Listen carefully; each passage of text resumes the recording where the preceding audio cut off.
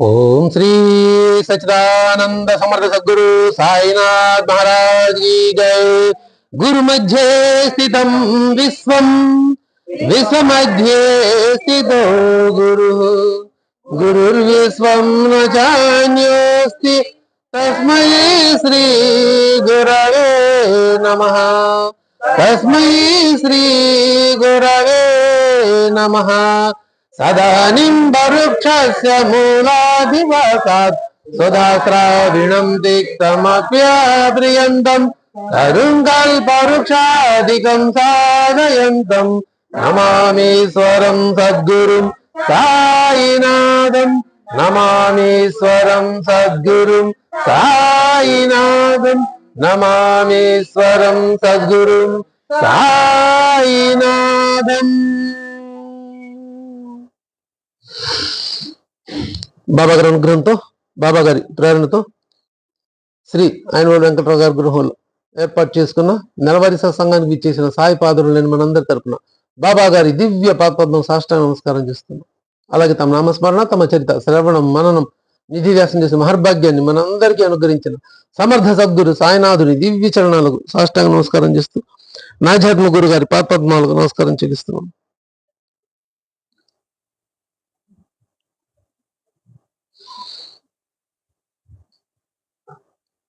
ఈ నెలవారీ సత్సంగంలో తమ నామస్మరణ చేసిన భాగ్యాన్ని మనందరికీ అనుగ్రహించిన సమర్థ సద్గురు సాయినాథుని దివ్య చరణాలకు సాష్టాంగ నమస్కారం చేస్తూ నాధ్యాత్మ గురు గారి పాదపద్మ నమస్కారం చెల్లిస్తున్నాం.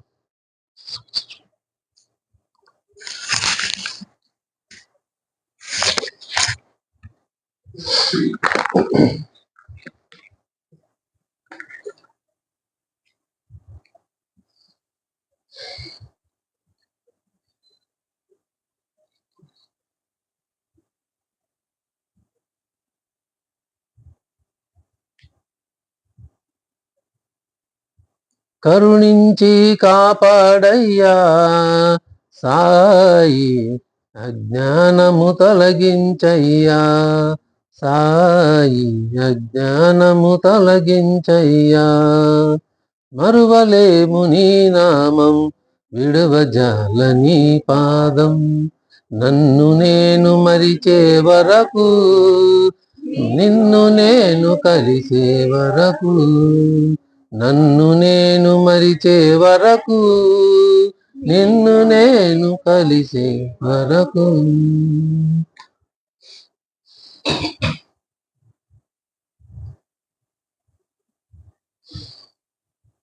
ఎప్పుడు కలుస్తాం బాబా గారిలో? మనం బాబా గారి దగ్గరికి మనం ఎప్పుడు చేరుతాం?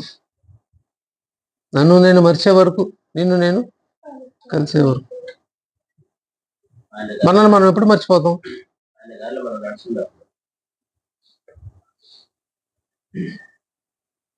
ఇంకా ఆయన నామాన్ని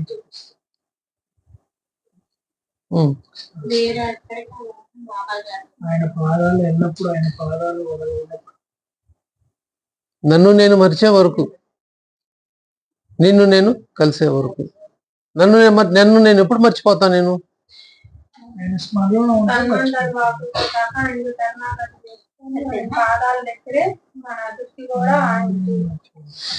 మర్చిపోయానంటే నాకు సమస్యలు లేనప్పుడు ఆయన ఎట్లాగో తీర్చేస్తాడు. అది విషయం. బంధాలు, బంధుత్వాలు, మాయ, మోహాలు చాలా ఉంటాయి కదా. అరిషడ్ వర్గాలు, కామం, క్రోధం, లోభం, మోహం, మదమాశ్చర్యాలు, ఇవన్నీ వదులుకున్నప్పుడే నన్ను నేను మర్చిపోతా.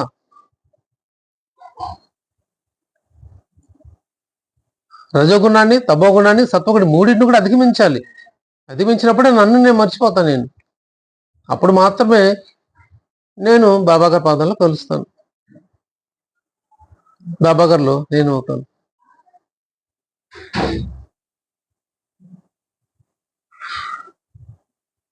నేను ఆ మర్చే ప్రయత్నం చేస్తున్నాను. ఇది నాకు నేను ప్రశ్నించుకునేది. ఏ బంధాలైతే నా పారమార్థికంలో నాకు అడ్డమవుతున్నాయో ఆ బంధాలని నేను మర్చిపోతున్నానా? అవి అధిగమించి ముందుకు రాగలుగుతున్నానా? అవి అధిగమించినప్పుడే భగవంతుడి దగ్గరికి వస్తాం. దీక్షిత్ గారు చేసింది కూడా అదే. ఉన్న బంధాలన్నిటిని ఒక్కొక్కటి వదిలించుకొని వచ్చేసారు ఆయన. రావటంతో ముందు ధనాన్ని, ఆదాయాన్ని వదులుకొని వచ్చాడు ఆయన. అన్నిటికి ప్రలోభమే కారణం అవుతుంది. ధనలోభం, మోహం ఎప్పుడైతే ఉంటుందో అప్పుడు మన పరమార్థికానికి అడ్డంకి అవుతుంది. అది దాన్ని అధిపించుకొని ముందుకు వస్తేనే మన బాబా గారి దగ్గరికి చేరుకోగలం. అందుకనే నీ వంటి మూర్తిభంజ లోభ స్వరూపానికి ఏం లభిస్తుంది అన్నారు? భగవంతుడు ఎలా లభిస్తాడు బాబు అన్నారు బాబా గారు. వచ్చేలా ఓవి అలా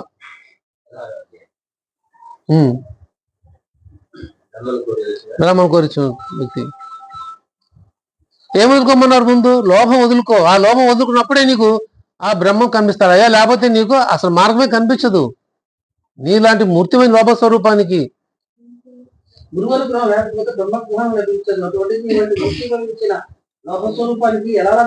బాబు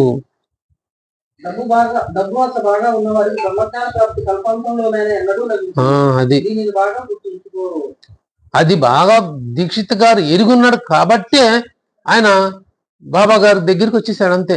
లక్షల ఆదాయాలు కాలదనుకొని, లక్షల ఆదాయం ఆ రోజుల్లో, లక్షల ఆదాయం ఇప్పుడు కాదు, ఆ రోజుల్లో లక్షల ఆదాయం కాలదనుకొని సద్గురువు కోసం, మోక్ష ప్రాప్తి కోసం బాబా గారి దగ్గరికి వచ్చేసారు. ఆయన శరణాగతి చేశారు, అన్ని వదిలేశాడు ఆయన.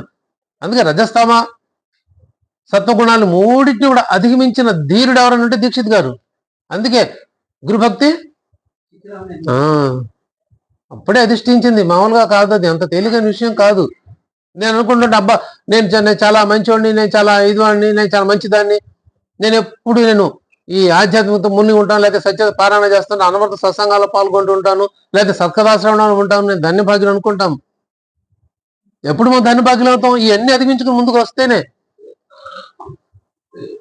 ఈ గంట సేపు 2 సేపు కూర్చుంటాను, నాకు నా మనసు ఎక్కడ ఉంటుంది, శరీరం ఎక్కడ ఉంటుంది, మా మైండ్ ఇంకెక్కడో ఆలోచిస్తూ ఉంటుంది, ఎక్కడో వేరే వేరే విషయాలు, లౌకిక విషయాలు ఉంటుంది. అయ్యో ఇంటి దగ్గర మా ఆయన ఏం చేస్తున్నాడు, మా ఆవిడ ఏం చేస్తున్నారు, నా పిల్లలు ఏం చేస్తున్నారు, అత్త మామలు ఏం చేస్తున్నారు, పిల్లలు చదువుకుంటున్నారా లేదా, పిల్లలు అన్నం తిన్నారా లేదా, ఇంకేదేదో లౌకిక విషయాల్లో మునిగిపోతుంటాం. అటువంటి ప్రయోజనం ఉండదు, ఉండదు, ఎప్పటికీ ఉండదు అది. కాకపోతే ప్రజెంట్ వేసుకుంటాం, అంతవరకే, ఉపయోగం అయితే ఉండదు. స్కూల్కి చాలా మంది పిల్లలు వస్తారు, కానీ ఎంతమంది ముందుకు వెళ్తున్నారు, ఎంతమంది వాళ్ళు ఫస్ట్ ర్యాంకులు తెచ్చుకున్నారు, ఎంతమంది ఉన్నత స్థాయికి వెళ్తున్నారు, టీచర్ చెప్పంగానే ఎమ్మటే ఎంతమంది చెప్పగలుగుతున్నారు? ఇదే తేడా. అది స్కూల్ వేరు కాదు, మన సత్సంగం వేరు కాదు. ఆడ పరిధ్యానంగా ఉండే స్టూడెంట్ మనసు ఎక్కడో ఉంటే ఆ టీచర్ చెప్పే పాట వినపోతే వాడికి చదివే రాదు, 0 మార్కులు వస్తాయి, ఇలా తక్కువ వస్తాయి. ఎవడైతే మనసుని అక్కడే పెట్టి ఆ టీచర్ చెప్పేది వింటున్నాడో వాడు మాత్రమే ఉత్తీర్ణుడు అవుతాడు మంచి మార్కులతో. బోధ ఒకేలాగా ఉంటుంది. టీచర్ 60 మంది క్లాసుల పిల్లలు ఉన్నా, 30 మంది ఉన్నా, 2 ఉన్నా, 4, 10 మంది ఉన్నా కూడా ఒకేలాగా ఉంటుంది. ఎవరు ఒకరు ఎక్కువ తక్కువ ఉండదు. అది ఎలా రిసీవ్ చేసుకుంటున్నామన్నదే. సూర్యుడు ఒక్కడే ఇస్తున్నాడు కాంతిని అంతా, దాన్ని మనం ఎలా క్యాప్చర్ చేస్తామనేది మన ఇష్టం, మన చేతిలోనే ఉంది. అది నేను ఎలా తీసుకుంటున్నాను అనేది, నేను ఎలా పెట్టుకుంటున్నాను అనేదే ఉంటుంది. సద్గురు బోధ కూడా అంతే. బాబా గారు అందరికి ఒకేలా బోధించారు. ఆ బోధన ఎలా తీసుకోవాలి, పాజిటివ్గా తీసుకోవాలి, నెగిటివ్గా తీసుకోవాలా అనేది నా మీద ఆధారపడి ఉంటుంది. ఒకే విషయం, మంచి ఒక చెడు, ఇద్దరు మంచి అనిపించవచ్చు, మరో ఇద్దరు చెడు అనిపించవచ్చు, లేదా ఒకళ్ళు మంచి ఇద్దరు చెడు ఎలా అనిపించవచ్చు. తీసుకునే భావంలోనే ఆధారపడి ఉంది, భావాన్ని గ్రహించడంలోనే ఉంది. అది ఎప్పుడు గ్రహిస్తాం? అది నాలో ఉన్న కామం, క్రోధ, లోభం, మోహ, మదమాచారాలు, నేను నాది అనే భయంకరమైన శరీరాభిమానం, ఇవన్నీ వదులుకున్నప్పుడే నేను బాబా దగ్గరికి చేరుకోగలుగుతాం. ఏ భగవంతుడి దగ్గర వదులుకోవాల్సిన ముందు ఇవే ఫస్ట్ లక్షణాలు అంటే ఇవే. తిట్టారా, తిడితే తిట్టాలా, తిట్టు ఏమైంది, నాకు 4 తిట్టు అనే స్థాయికి రావాలి. అబ్బా విశ్వరూప సౌందర్యం అంత బాగుంది, ఇటు దెబ్బల ప్రసాదం కూడా దొరుకుతుందేమో, అందుకు సచ్చరిత్రలోకి ఎక్కాడు బీవీదేవి గారు. నువ్వేంది బాబా నా స్థాయింది, నువ్వు నన్ను తిట్టమైంది, నేను తలుచుకున్నా అంటే అసలు నేను ఇక్కడ లేకుండా చేస్తాను, స్టూడియో లేకుండా చేస్తాను అని అనుండొచ్చు. ఆ స్థాయి వాడే బీవీదేవ్ ఆ రోజుల్లో. కానీ అలా అనుకోలేదు, తను మర్చిపోయాడు. అదే నన్ను నేను తను మర్చిపోయాడు. నేను ఒక అధికారిని, నేను ఒక మమతదారిని, నేను ఒక తహసీల్దారిని, కొన్ని గ్రామాలకి నేను అధికారిని అన్న తాలూకా దీనికి ప్రూఫ్ ఉంది. ఒక మీరు తాలూకా అధికారి, నేనా ఇల్లు తిరిగి భిక్షకుడిని అని చెప్తారు. గౌరవ సంరక్షణని అదే ఇల్లు భిక్షకుడు, ఆయన యాచకుడు అనుకోవచ్చు, భిక్షకుడు. కానీ మీరు తాలూకాకు అధికారి, మీరు ఒక సిఫార్సు ఒక్క మాట చెప్తే అది అంటే అక్కడ మనకు ప్రూఫ్ అంటే సాక్ష్యం కావాలి కాబట్టి ఆయన అవునా కాదా అన్నదానికి సాక్ష్యం అది తాలూకాకు అధికారి. మరి తాలూకా అంటే ఒక ఊరు ఉండదు, 5-6 ఊళ్ళో 10 ఊళ్ళో కలిపి తాలూకా ఉంటుంది. మేము చిన్నప్పుడు దుగ్గిరాలు ఉన్నప్పుడు తెనాలి తాలూకా అనేవాళ్ళు. తెనాలి తాలూకా అంటే తెనాలి, దుగ్గిరాల, మారంపూడి, జగ్గ, ఇది కొంగరకు జగ్గ, వాళ్ళ పొలాలు వాళ్ళ ఇల్లు కూడా వెళ్ళాం చిన్నప్పుడు. ఆ పసుపు తోటలు ఉండే మారంపూడి, ఇంకా చుట్టుపక్కల ఊళ్ళు ఉండే, ఆ మొత్తాన్ని కూడా కలిపి తెనాలి తాలూకా అయ్యేది. నంది వెలుగు కూడా అలా ఉండేది. అంటే ఒక్క గ్రామం కాదు, అనేక 5-6 గ్రామాలు 10 గ్రామాలు కలిపి తాలూకా ఉండే పెద్ద ఏరియా ఉండేది ఆ రోజుల్లో. మరి అంత అధికార స్థితిలో ఉన్న బీవీదేవ్ గారు తను మర్చిపోయాడు. నేను ఆ అధికారిని కావాలి, ఇక్కడ బాబా గారి దగ్గర నేను ఎలా ఉండాలి, అన్ని వదులుకొని ఉండాలి. అలా అన్ని వదులుకొని ఉన్న వాళ్ళకే బాబా గారి దగ్గర స్థానం. అహంకారం తలెత్తితే మనమే దూరం అయిపోతాం, ఆయన అక్కడే ఉంటాడు, మనం దూరం అయిపోతాం. అదే తల దించుకొని ఆయన ముందుంటే ఆయన పిలుచుకొని దారా అక్కడెందుకు కూర్చున్నావు, రారా ఇట్రా నా దగ్గర కూర్చో, అక్కడేం చేస్తున్నావు కూర్చోబెట్టుకుంటారు. ఇదే సద్గురు యొక్క తత్వం. ఇంక వేరే ఏముండదు, వేరే బోధలు ఉండవు, వేరే చెప్పడాలు, ఇంకోటి ప్రశ్నించడాలు, అది ఇంకోటి వేరేమి ఉండవు. సద్గురు ఎప్పుడు కూడా, సమర్థ సద్గురు ఎప్పుడు కూడా మనకి ఆయన ప్రవర్తన ద్వారా, ఆచరణ ద్వారానే మనం బోధ చేశారు అంతే. బాబాగా చేస్తుంటే అది చూసి ఇలా చేయాలా ఇలా ఉండాలని వాళ్ళు నేర్చుకుని వాళ్ళు బాబాగారిని ఫాలో అయ్యేవారు అప్పుడు భక్తులు.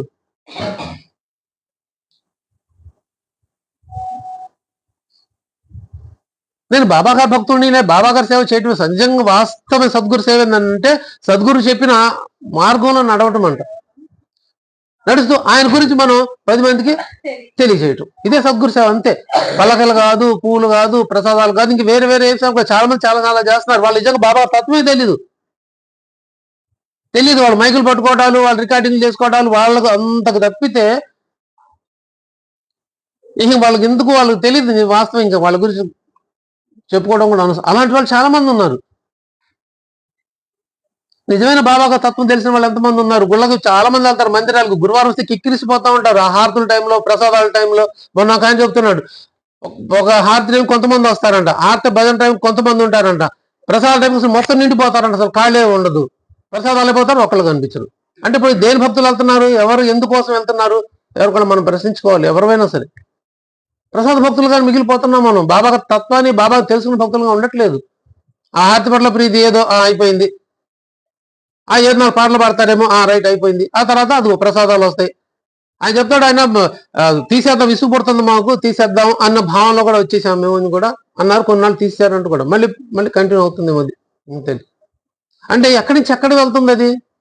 మనం దేనికోసం వెళ్తాం, సద్గురు మనం ఎవరి దగ్గర, గురువు దగ్గరికి ఎందుకు వెళ్తాం, సద్గురు దగ్గరికి ఆయన దగ్గర తెలుసుకోవడం కోసం. అప్పుడు వాళ్ళు ఎందుకు వచ్చారు, వచ్చి అలా తల వంచుకొని ఎందుకు కూర్చున్నారు, వాళ్ళ రంగాల్లో వాళ్ళ విశిష్ట స్థానంలో ఉన్నవాళ్ళు ఎవరెవరు, బూటి గారు, కాబర్దే గారు, నోల్కర్ గారు. ఒకే ఒక్క సంతకంతో జీవితాన్ని ఉరిశిక్ష కూడా విధించగల సామర్థ్యుడు నోల్కర్ గారు, సత్యసాబ్ నోల్కర్ గారు. అంతే, ఏమని చేయగల సమర్థుడు ఆయన. మరి బాబా గారికి ముందు వచ్చి తల దించుకొని కూర్చున్నాడు. బాబా గారి కోసం ఆయన ఉద్యోగం ఏం చేసి వచ్చాడు. ఆయన చిట్ట జడ్జిమెంట్ ఏదంటే పండ్రిపురం విఠలుడి మందిరం గురించే. అక్కడ రాధాకృష్ణ ఉన్నప్పుడు ఆవిడ ఇంప్లిమెంట్ చేసింది ఆ హారతులన్నీ కారకురాలు రాధాకృష్ణమాయే కాదు, సుందరబాగ్ క్షీరసాగర్. ఆవిడే అక్కడ కారణమైంది. పండ్రిపురం విఠలుడి హారతులు ఇవ్వడానికి కానీ ఆ సంస్థాన్ని ఏర్పడడానికి కారణం తనే అయింది. ఆ సమయంలో ఉంటారు కదా, వెనక లాగాళ్ళు, ముందుకు లాగాళ్ళు, రాలిసిన వాళ్ళు చాలా మంది ఉంటారు. అప్పుడు ఇప్పుడు ఎప్పుడు ఉంటూ ఉంటారు, అప్పుడు కూడా ఉన్నారు. వాళ్ళు చాలా ఇబ్బంది పెట్టిన సమయాల్లో వాళ్ళందరూ కోర్టుకి వెళ్తే బాగా తీక్షణం కాదు, అప్పుడే బాగా ప్రెషర్ తీసుకొచ్చారంట ఆయన మీద. అప్పుడు వాళ్ళు అవన్నిటినీ అధిగమించి ఆయన వాస్తవం ఏంటి అవాస్తవం ఏంటి అని తెలుసుకొని ఆయన మనసుకు నచ్చే విధంగా ఆయన జడ్జిమెంట్ ఇవ్వడం జరిగింది పండ్రిపురం విఠల మందిరం గురించి. అది చాలా మందికి నచ్చలేదు, చాలా ఎలిగేషన్స్ కూడా వచ్చినప్పుడు ఆయన మీద. అయినా సరే ఆయన దేనికి తలొగ్గల ఆ జడ్జిమెంట్ ఇచ్చేసి అతి దృఢ నిశ్చయంతో ఆయన ఏది నమ్మాడో, ఏది నిజం అనుకుని నమ్మాడో, ఏది వాస్తవం నమ్ముకున్నాడో దానికి ఆయన కట్టుబడి ఆ భగవంతుడికి శరణాగతి చేసుకుని ఆయన ఆ జడ్జిమెంట్ ఇచ్చేసి సెలవు పెట్టి షిరిడి వచ్చేసారు నోల్కర్ గారు. వచ్చి బాబా గారు నోల్కర్ గారు రావడానికి కారణం ఎవరయ్యారు? నానాసాహెబ్ చంద్రకర్ గారు. మళ్ళీ దీన్ని కావాలంటే మీకు 7వ అధ్యాయంలో ఉంది విట్నెస్. నందూరుబారి నుంచి పండ్రిపురంకి ట్రాన్స్ఫర్ వెళ్తున్నాడు. వెళ్తే దారి మధ్యలో షిరిడీలో దిగాడు. పండ్రిపురంలో జాయించే తిథిల మధ్యలో రాయించే అని పాడుతుంటే అందరు ఏంటి బాబా గారు ఇప్పుడు పాడుతున్నారు అనుకున్నారు. అప్పుడు ఈయన వచ్చాడు, నానాసాహెబ్ చంద్ర గారు వచ్చారు. మనం వెళ్ళాలి, పండ్రిపురం వెళ్ళాలి, మనం అక్కడే ఉండాలి అని పాడుతున్నారయ్యా అని చంద్ర గారు చెప్తారు.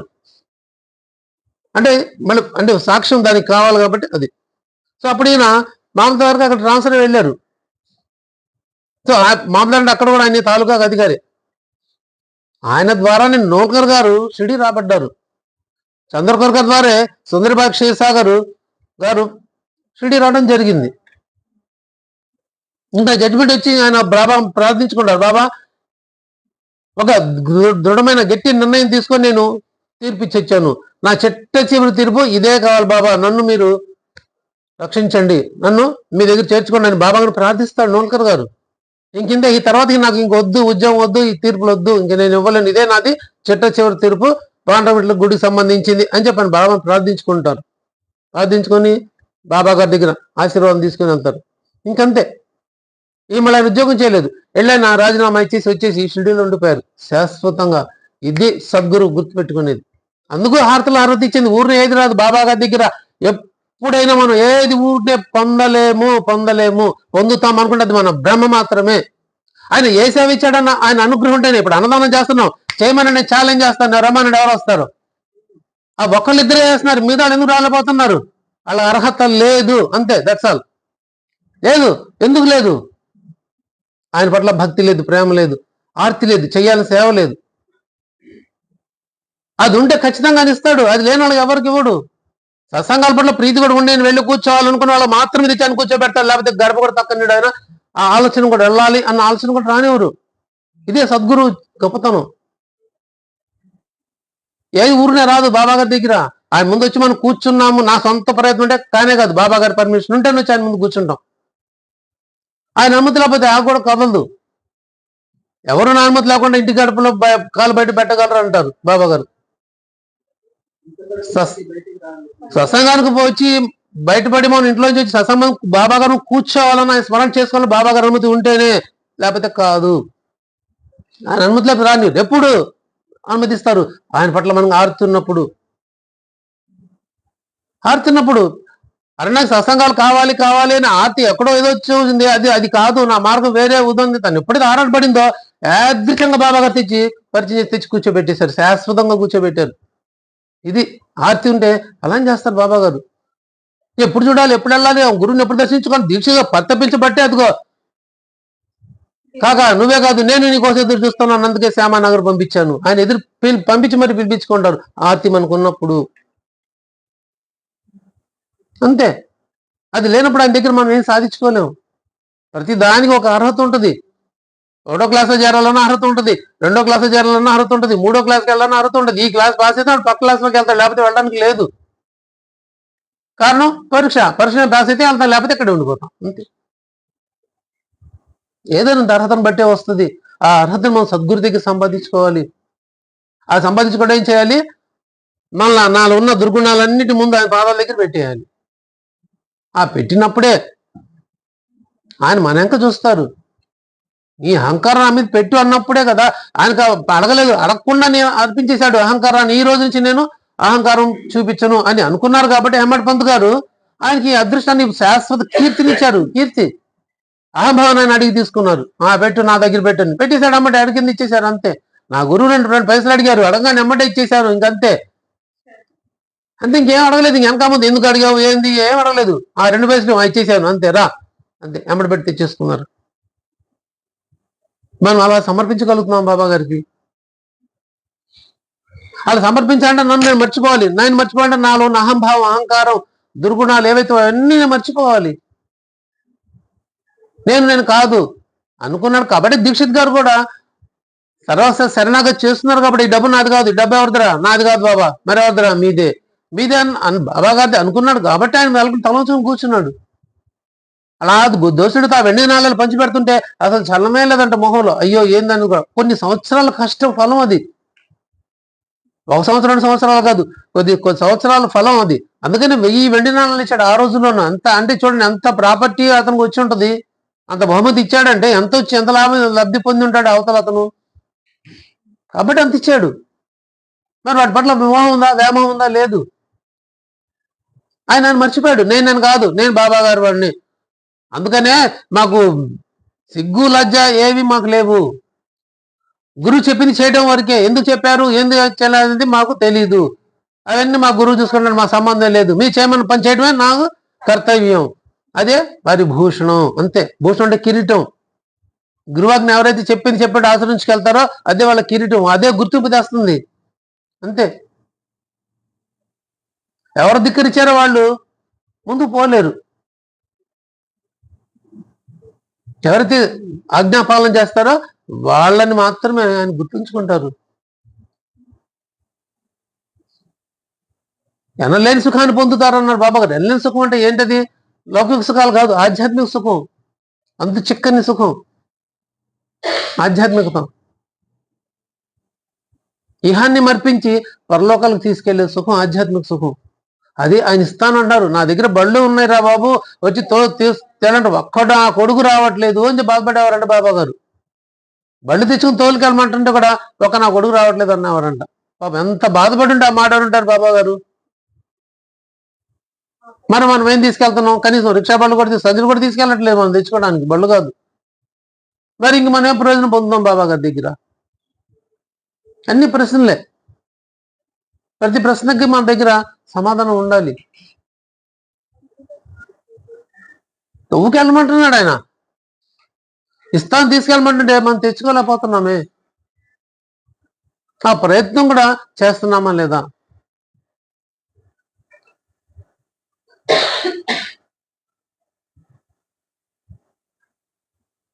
వాళ్ళ నాటి భక్తులు వాళ్ళు ఎందుకు మనం స్మరించుకుంటున్నాము అంటే ఇందుకోసమే. ప్రతి క్షణం సద్గురు మనం ఎన్నంటి ఉన్నారు అనడానికి నిదర్శనం ఒకటే. ఎప్పుడు ఉంటారు ఆ అనుభూతి మనం పొందుతామంటే ప్రతిది మనం ఆ మీద భారం వేసి నడిచినప్పుడే. నాదేం కాదు బాబా ఇది. అందుకే అక్కడ మళ్ళీ అనన్యం ఒక్క సాయిబాబానే. మళ్ళీ 2 3 ఉంటే కుదరదు. ఒక్కలే ఉండాలి. ఒక్క బాబా గారు ఉన్నప్పుడే ఇది సాధ్యపడుతుంది.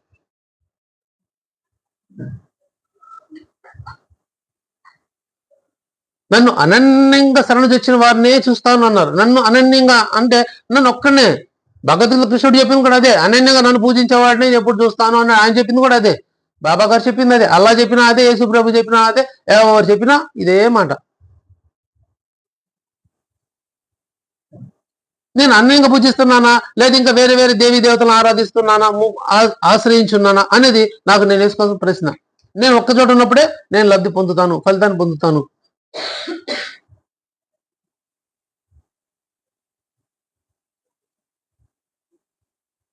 పది చోట్ల ఉంటే 10 చోట్ల ప్రయోజనం పొందలేను. అప్పుడు కూడా ఒక చోటే నేను పొందాలి. ఆ ఒకటి ఎక్కది ఏది నా స్థానం అనేది గుర్తుపెట్టుకోవాలి. వాళ్ళు ఎవరికో 1.5 కోటి కావాల్సిన అవసరం వచ్చింది. లోన్ శాంక్షన్ అవ్వట్లేదు, బాధపడుతున్నారు. చెప్పారు, బాధ అనిపించింది. మనం వదులుకోవాలి కదా, మన వాళ్ళు మనం వదులుకోవాలి. బాధ అనిపించింది, జాలిపడ్డావు. సరే, దానికి ప్రత్యామ్నాయం చెప్పడం జరిగింది. పని బయలుదేరింది, అవుతుంది. మనం చెప్పిన ఆ నిర్ణీత సమయంలోపు ఖచ్చితంగా పని అయిపోయింది. అప్పుడు బాబా గారు చేశాక బాబా గారు కృతజ్ఞతగా ఉండండి అంటే అప్పుడు సరే బాబా గారు చేశారు, అంతవరకు అయ్యారు. ఆ తర్వాత ప్రయాణాలు మొదలు పెట్టారు. ఎక్కడికి ప్రయాణాలు అంటే ఒక 5-6 దేవుడికి మొక్కున్నారు. ఈ 5 దగ్గర ప్రయాణాలు. ఇప్పుడు నేను స్ట్రైట్ గా వేసిన ప్రశ్న ఒకటే, మీరు ఒక్కచోట ఆశ్రయించారా, ఇంతమంది నయించారా? ఆ వాళ్ళకు కూడా దండం పెట్టుకున్నాం. మరి ఇప్పుడు మీ పని ఎవరు చేశారు? బాబా గారు చేశారా, లేదా మీరు అనుకున్న 5-6 ఉన్నారు దూరం దేవుళ్ళు, మళ్ళీ దగ్గర వాళ్ళు చేశారా? ఆన్సర్ లేదు. ఎందుకు లేదు చెప్పాలి. నేను నాకు ఎప్పుడైనా అదే నేను కనిపించినప్పుడు అదే ప్రశ్న వేస్తాను వాళ్ళకి. నాకు అది ఆన్సర్ రావాలి వాళ్ళ నోటి నుంచి. మీరు ఒక బాబా గారు ఉన్నప్పుడు మరి అక్కడికి ఎందుకు వెళ్ళారు? లేదు, నువ్వు అక్కడే ఉండు. వీళ్ళందరూ ఎందుకు? బాబా గారు కూడా అక్కర్లేదు. రైట్, నువ్వు ఎవరు కావాలనుకున్నావు అక్కడే ఉండు. నువ్వు ఏ దేవుడిని నువ్వు ఆరాధిస్తున్నావు, పూజించావు అనుకున్నావు, నీకు ఇష్టపడుతున్నావు, రైట్, ఆ నామం ఆ రూపం దగ్గర అక్కడ స్టాండ్ బై, నువ్వు ఇంక రావద్దు, పక్కకు రావద్దు, అక్కడే ఫలితాన్ని పొందు. మన దానికి ఆన్సర్ ఉండదు. మన హిందూ ధర్మం కూడా చెప్పింది ఏంటంటే ఒక చోట ఉండమని, 10 మంది చూడడం లేదు. ఎంతమంది మనకి ఎందుకు ఇచ్చారంటే, ఇప్పుడు వైష్ణవులు ఉన్నారు, శైవులు ఇద్దరు ఉంటారు, అడ్డబొట్టు నిలుబొట్టు అంటారు వాళ్ళు. వైష్ణవులు అంటే నిలుబొట్టు బారుగిస్తారు వాళ్ళు. ఒక రాముడిను భక్తులు మాత్రం అక్కడ వరకే ఉంటారు, రామనామాయి చేస్తారు. ఇప్పుడు వస్తున్నారు కదా కృష్ణ భక్తులు, వాళ్ళు ఎవరు? ఇస్కాన్ వాళ్ళు. వాళ్ళు ఇంకో దేవుడిని పెట్టరు, వాళ్ళు కృష్ణుడు రెండో మాట మాట్లాడరు, వాళ్ళు శివుడు మాట మెత్తరే. మరి శివుడు దేవుడు అయినప్పుడు, కృష్ణుడు దేవుడు, శివుడు వాళ్ళు కూడా అనాలి కదా. మరి ఎందుకు అనరు? శైవులు ఉన్నారు అడ్డుపొట్టేవాళ్ళు, వాళ్ళు ఒక్క శివుడినే రెండో దేవుడిని పూజించారు ఒకచోటే. అందుకే వాళ్ళు ఏం చేసినా శివ శివ అంటారు, రామ రామ అంటారు. అంటే వాళ్ళు అక్కడే ఫలితం పొందుతున్నారు. నాకు నచ్చింది సద్గురువు, వీళ్ళందరికి అతీతమైన రూపం అదే. ఆ భగవంతుడు వేరు కాదు, మళ్ళీ నా సద్గురువు వేరు కాదు, ఆయన రూపాయలు ఇవన్నీ కూడా. అన్ని రూపాయలు బాబాగారు దర్శనం ఇచ్చారు, కానీ బాబాగారు ఏ ఒక్క రూపంలో దర్శనం ఇవ్వలేదు. ఇది తెలుసుకోవాలి. నిజంగా మన బాబాగారు భక్తులు ఇది తెలుసుకుంటే ఇంకా వేరే దేవి దేవతలు ఎవరిని ఆరాధించం. అలా నువ్వు ఆరాధించుకోవద్దాం కాదు, నీ ఇష్టం, ఎక్కడ ఒక చోటే ఉండు. దీని అర్థం చెప్పడం ఇదే, ఒక్క చోటే నిలుపు నీ భక్తిని, ఇదేందని. నువ్వు 10 చోట్ల జంప్ చేస్తూ ఉంటే నీకు ఎవరు ఫలితం ఎవరు? నేను చూస్తాను, వాళ్ళు చూస్తాను, వాళ్ళు చూస్తాను, ఎవరు చూడరు చివరికి. కానీ ఆ దేవుళ్ళ మీద నింద, ఒక్క బాబా గారి మీద మాత్రం నిందలు తగేసేస్తూ ఉంటాం మనం. బాబా గారు చూడట్లేదు, మేము చేయట్లేదు అని. దురదృష్టం ఏంటంటే బాబా గారిని మనం ఆశ్రయిస్తున్నామని ఒక చోట వచ్చి కూడా మళ్ళీ మనం వెనకెళ్ళిపోతున్నది చాలా దురదృష్టం అది. బాబా గారి దగ్గర వస్తే కష్టాలే, సుఖాలు ఉండవు. కష్టాలే, ఎవరికైనా కష్టాలే, సుఖాలు పెట్టండి బాబా గారు. మిగతా దేవుళ్ళు పెడతారేమో నాకైతే తెలీదు. బాబా గారి దగ్గర నిజంగానే బాబా గారు అంకితం భక్తుడు అంటే ఖచ్చితంగా కష్టాలు ఉంటే నేను బాబా గారి భక్తుడిని, కాకపోతే కాదు. ఆ కష్టాల్లో కూడా సుఖాన్ని ఇస్తాడు ఆయన, సుఖాన్ని ప్రసాదిస్తాడు. ముందు ముందు ఈ మార్గంలో ఎందుకు వచ్చామా అనిపిస్తుంది. ఆ మార్గంలో పోయే కొందికి ఎందుకు వచ్చామా, ఈ మార్గంలోకి తెచ్చారా అనిపిస్తుంది. అలా అని అప్పుడే భక్తి నిష్ట ఇంకా దృఢంగా నాటుకుంటుందంట. అది సత్యత చెప్పింది. ఎన్నో అధ్యాయంలో, ఏ అధ్యాయంలో చెప్పింది? బాబా గారి దగ్గర ఎందుకు వచ్చామా ఈ మార్గంలోకి అనిపిస్తుందంట. ముళ్ళు గోతులు రాళ్ళు రప్పన్నా ఉంటాయంట. అలా పోతూ ఎందుకో అనిపిస్తుంది, కానీ ఆ దేశంలో దృఢమైన శ్రద్ధనిష్ట నాటుకుంటుందంట. అది నాటడం కోసం ఇవన్నీ వస్తాయి. ఓ పిల్లాడిని తీసుకు స్కూల్లో కూర్చోబెట్టి వాడు పలక పలక రాయిస్తాం. ఎందుకు రాయిస్తాం? వాడు రాయడు, దబా దబా రెండు పీకుతారండి, అయినా చేపడుకుని దిద్దిస్తారు, చేస్తారు. ఎందుకు? వాడి భవిష్యత్తు ముందు బాగుండాలి, వాడు చదువుకొని పైకి రావాలనే ఉద్దేశం. ఇక్కడ వీడిని బాధ పెట్టడం. సద్గురు దగ్గర కూడా ఇదే. సద్గురు కూడా నా భవిష్యత్తుని బాగుపరచాలనే ఉద్దేశంతోనే అందుకు ముందు నాకు కష్టాలు పెడతాడు. నన్ను ఇప్పుడు ఒక ఉలి రాయింది, ఒక మూర్తి మలచాలంటే ఎన్ని సుత్తి దెబ్బలు తినాలి? ఆ పూజింపబడాలంటే ఒక రాయిని చెక్కి శిల్పి ఎంత కష్టపడతాడు, ఎంత కష్టపడి ఒక రూపాన్ని తీసుకొస్తాడు. ఆ రూపాన్ని తీసుకుందా మనం ఏం చేస్తాం? దండం పెట్టుకుని అబ్బా దేవుడు అని ఒక పేరు పెట్టేసుకుని పలానా దేవుడు అని దండం పెట్టి కొబ్బరికాయలు కొడతాం, పూజిస్తాం, మాలతో ఏమైనా చేస్తాం కదా. మరి ఆ మూర్తి రావడానికి ఆ రాయి ఏమనుకోవాలి? అప్పుడు నన్ను ఎందుకు కొడుతున్నారు, నేను రాను బాబా దగ్గర, నాకు ఇది కాదు అని అనుకోలేదు. అలా అనుకుంటే ఆ పూజింపబడేది కాదు ఆ శిల. ఆ శిల ఒక మూర్తి భవించిన ఒక భగవత్ స్వరూపాన్ని సంతరించుకొని పూజింపబడుతుంది, అందరి చేత మనల్ని అందుకుంటుంది. బాబా గారి దగ్గర కూడా ఇదే జరిగేది. ఊపి మేము కొడతారు బాబా గారు, అంత తేలిగ్గా ఎవరు ఊపి మేము కొడతారు. ఆ కొట్టినప్పుడు మనం స్థిరంగా ఆయన దగ్గర, మన ఆయన చరణాల దగ్గర మన మనసుని దృఢంగా పెట్టి కూర్చోవాలి.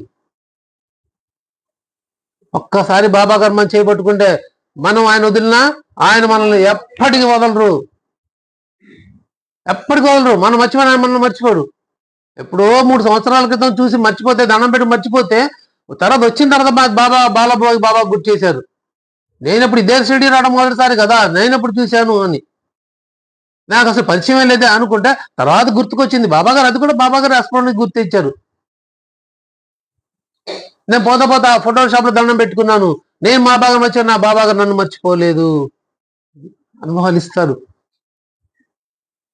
అనుభవాలు ఇస్తారు బాబా గారు. అనుభవం ద్వారానే ఆయన దగ్గర కూర్చోబెట్టుకుంటారు ఎవరినైనా ఎప్పుడైనా ఎలా అయినా. ఆ అనుభవాల ద్వారా నన్ను నేను మర్చిపోవాలి. ఏం మర్చిపోవాలి? నా ఆనందాలు సుఖాలు మర్చిపోయి ఆయన వైపు ఉండాలి. నాలో ఉన్న దుర్గుణాలను మర్చిపోవాలి. అవన్నీ పక్కన పెడితేనే నన్ను నేను మర్చిపోతా. భయంకరమైన శరీరభావమే వాదవేదాలకు కారణం అవుతుంది. శరీరభావం అన్ని విధాలు ఉంటుంది. ఒక అందమే కాదు, అందం ఆకారమే కాదు, రూపమే కాదు, అన్ని విధాలు ఉంటుంది శరీరాభిమానం అంటే. నేను నాది, నేను డబ్బున్నోడిని, నేను డబ్బుందని, నేను అందగత్తి, నేను అందగాడిని, నాకు ఐశ్వర్యం ఉంది, పలుకుబడి ఉంది, ఆ వాడు తెలుసు, వీళ్ళు తెలుసు, ఇవన్నీ ఆయన ముందు పనికిరావు. ఇవంతా శరీరాభిమానమే. అంటే నన్ను నేను ఎక్స్పోజ్ చేసుకోవడానికి ఇష్టపడుతున్నా. నాలో ఉన్న గొప్పతనాన్ని నేను చూపించడానికి, అందరు పది మంది తెలియడానికి ఇష్టపడుతున్నా. నాలో ఉన్న గొప్పతనాన్ని, ఇలా ఉన్న మంచి లక్షణాలు కావచ్చు, లేకపోతే గొప్ప లక్షణాలు నేను చెప్పుకోవడానికి ఇష్టపడుతున్నా. అలా ఇష్టపడే వాళ్ళు ఎవరు బాబా దగ్గర స్థానం పొందలేరు. దూరం అయిపోతారు, దగ్గర ఉండరు, ఖచ్చితంగా ఉండరు. అలాంటి వాళ్ళు బాబా దగ్గర స్థానం ఉండదు. అలా ఉంచుకుని కూర్చున్న వాడికి ఆయన దగ్గర స్థానం. నేను డబ్బున్నోని, అంత గొప్ప ఉండని బూటి ఏ రోజు చెప్పుకోవాలా? అసలు బూటి వండర్ఫుల్ క్యారెక్టర్ ఆయన. బూటి గారు చివరి క్షణాల్లో వాళ్ళందరినీ నాగ్పూర్లో వాళ్ళందరినీ పిలిపించుకొని కూర్చోబెట్టి, మనవరాళ్ళని అందరు కూర్చోబెట్టి ఆయన చెప్పింది ఒకటే ఒక మాట.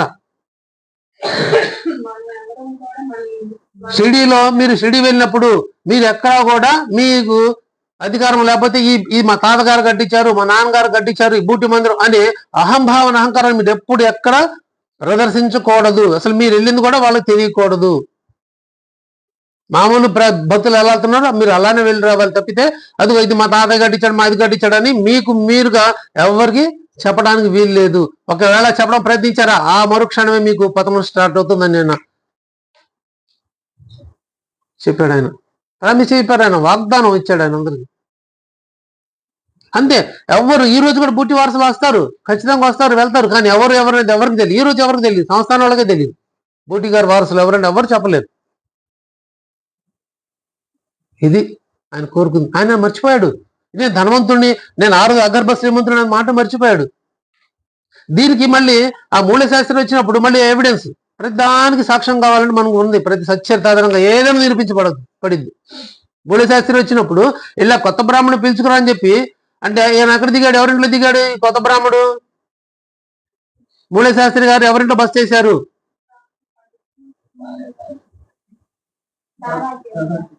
దాదా కేల్కర్ ఇంట్లో దిగాడు ఆయన. వచ్చింది బూటి గారి కోసమే. మూలశాస్త్రి గారు వచ్చింది బూటి గారి కోసమే వచ్చింది. ఆయన బూటి గారు కలుద్దామని వచ్చాడు. కానీ వెళ్ళి దాదాకి వెళ్ళి దాదా ఇంట్లో పోయింది. బాబా గారు చేయి చూపిస్తారు, వెళ్ళి దాదా ఇంటికి పో అంటే ఆయన వెళ్ళి దాదా కేల్కర్ ఇంట్లో బస్ చేశాడు. వెళ్ళి రమ్మంటే వస్తావా, నేను హారతికి వెళ్తాను, వస్తాను, నేను ఎందుకు రావాలి, నేను ఆయన గురువునా లేదా ఆయన శిష్యునా, నేను ఎందుకు రాస్తాను, నేను ఆశ్రయించలేదు అని చెప్పి రాలేదు. రైట్, వదిలేశారు. ఆ తర్వాత మసీదుకి వచ్చిన తర్వాత భారత జరుగుతున్నప్పుడు బాబా గారు ఏం చెప్పారు? వెళ్ళి ఆ కొత్త బ్రాహ్మణుని పిలుచుకురండి, ఎవరన్నా ఈ రోజు కాషాయం ధరిస్తాను అని ముందే చెప్పారు. ఇప్పుడు వెళ్ళి కాషాయం కొత్త బ్రాహ్మణుని పిలుచుకురండి అన్నారు. ఆయన ఎవరిని పంపించారు? బూటిని, అగర్భ శ్రీమంతుడు బూటిని. బాగా గుర్తుపెట్టుకోవాలి. సత్యత మన మనసుకి ఎక్కితే మన జీవితాలు మారిపోతాయి. మనం ఎవరి మీద పోట్లాడడం, ఎవరి మీద అహంకారం చూపించం, మంచిలో కూడా చెడుని చూడం. వాస్తవం. ఆ చెడులో కూడా మంచిగా చూస్తాం. అయ్యో మంచి చెప్పాడని వాడి మీద కోపాల్లో తాపాల్లో లేకపోతే మంచి మార్గం చూపి ఇలాంటివి ఏమి రావు. సత్యత మనం వంట మనసుకు పట్టించుకుంటే అదే నిరహంకారం. అదే బాబా గారు మంచి కోరుకునేది మనం ఇవ్వాల్సింది. అప్పుడే మనం మర్చిపోతాం. అగర్భ శ్రీమంతుడు బూటి గారు కొత్త బ్రాహ్మణుడు పిలిచిరానంటే ఆయనే వెళ్ళాడు, బూటి గారు వెళ్ళాడు. పిలిచిరానని బూటి గారు చూస్తారు బాబా గారు. చూడగానే బూటి గారు నిశ్శబ్దంగా లేచి వెళ్ళిపోతాడు. ఇంకెవరు పురమాయించవచ్చు, పురమాయించలా. నేనేంది కోటీశ్వరుని, నేనేంది వెళ్ళేది అనుకోలేదు. మనం అనుకుంటాం అట్లా. మనం చాలా మంది అనుకుంటాం. చూడండి, కొన్ని సందర్భాల్లో మనం ప్రత్యక్షంగా కూడా చూస్తూ ఉంటాం. నేను ఎందుకు చేయాలి, నా నా నా స్థాయి ఏంది, వాళ్ళ స్థాయి ఏంది, ఇలాంటివి ఉంటాయి, చాలా ఉంటాయి. నా పిల్లలు ఇంకొకళ్ళ సర్వీస్ చేయటం ఏంది, మేము ఒక స్థాయిలో ఉన్నాము, ఎవరి మీద ఆధారపడలేము, లేదు మా పిల్లలు వాళ్ళ సర్వీస్ చేయటం ఏంటి, ఇవన్నీ దురభిప్రాయాలు. సర్వీస్ చేయడం పిల్లలకు నేర్పించాలి. చెయ్యి, వెళ్ళు, ఆదుకో, పట్టుకొని. నాకు ఇది షిరిడి వెళ్ళినప్పుడే అనిపిస్తుంది. అరుస్తా ఉంటా కూడా, కొంతమంది చదువుకున్న మీద అరుస్తావు, అందరి మీద అరవును. కొంత అలా కొంచెం చూస్తుంటారు. ఆ నుంచి అప్పుడు చూస్తాము నాకు బాగా కోపం వచ్చేస్తుంది. అవతల కష్టపడుతున్నాము, వయసులో ఉన్నాం, మోయగలం శ్రద్ధ. నేను చేసేది అదే. నేను మా మావి గారు చూసుకుంటా, నా లగేజ్ మోసుకుంటా, పక్క వాళ్ళ లగేజ్ కూడా నేను మోస్తాను. నేను ఒకే ఏక సమయంలో 6 లగేజ్లు మోయగల శక్తి బాబా గారు నాకు ఇచ్చారు. ఒకే సమయంలో నా లగేజ్తో పాటు వేరే లగేజ్ కూడా మోస్తాను కూలీలాగా. నాకేం అసలు అహంకారం, దాన్ని ఏమంటారు, నాకే బాధ సంతోషంగా చేస్తా. అది నా సేవకు భావించి చేస్తాను నేను. అలాంటి వాళ్ళకి నేను ఇష్టపడతాను. నేను అలా చేయాలని కోరుకుంటా. కొంతమంది అలా కూర్చుంటారు, కానే కాదు. మన చేతనేసా మనం చేయాలి. తెలియపోతే మన పిల్లలు చెప్పాలి, అందుకో రా వెళ్ళని. నేను ముసలోడిని, నేను పెద్దోడిని, నేను చేయలేను. నా పిల్లలు చేయగలరు కదా, వయసులో ఉన్నారు కదా, అది వెళ్ళలేదు. అందుకో బయటకు వచ్చినప్పుడే 10 మంది కలిసి వచ్చినప్పుడు ఇలా షేర్ చేసుకోవాలి మనం. కొంతమంది వదిలేసి వెళ్ళిపోతారు, మాకెందుకులే, వాళ్ళ మేము చూసుకునే వాళ్ళదని. కాదు, నేను ఈ రోజు కూడా నేను ఆ సర్వీస్ చేస్తాను, ఇష్టపడతాను. మా పిల్లల చేత కూడా చేయిస్తాను. నేను బిల్వాని ఊరుకోను, సాయిని ఊరుకోను, అరుస్తా కూడా, తిడతా కూడా. ఆ లగేజ్ మోసిన గబగా వెళ్ళి మీరు పెట్టేసండి, వధువు వెనకాల వచ్చే లగేజ్ పట్టుకోండి. ఏమవుతుంది? మనమేమో పుట్టుకతో మనం కోటేశ్వరం కాదు, అఘాప శ్రీమంతులం కాదు, లేదా ఇంకోటి కూడా కాదు. మన భగవంతుడు మన శక్తి ఇచ్చాడు. మన శక్తి సామర్థ్యం అనుసరం మనం వాళ్ళకి సేవ చేయాలి. ఇంతే నా కాన్సెప్ట్. ఇంతే. గొడవలు వచ్చినాయి, చాలా రోజులు ఉన్నాయి. నాకు కోపాలు తెచ్చుకున్న వాళ్ళు కూడా ఉన్నారు. వచ్చినా సరే మారదు, నిర్ణయం మారదు.